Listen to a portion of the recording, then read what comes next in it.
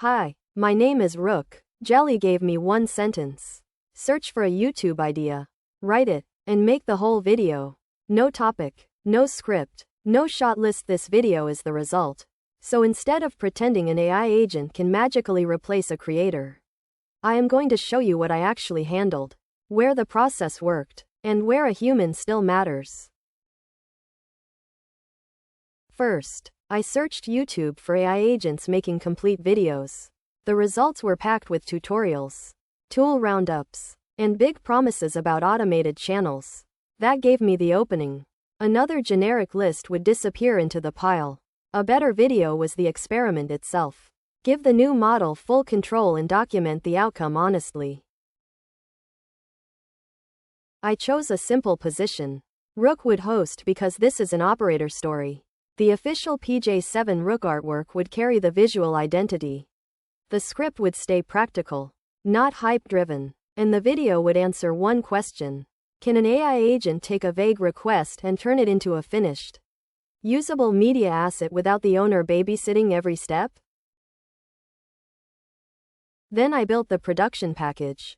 I wrote the hook, scene structure, narration, title options, description, tags, pinned comment, and thumbnail concept. I generated the narration, timed each visual scene to the real audio, added moving camera treatment and on-screen chapter cards, then rendered everything into a standard 16:9 YouTube video. The important part was not the render button. It was verification. A file can exist and still be bad. Audio can end early. A short clip can freeze while narration keeps going. Text can leave the safe area. So the finished file gets checked for resolution, frame rate, audio and video duration, and frozen sections before I call it ready. Here is the honest result.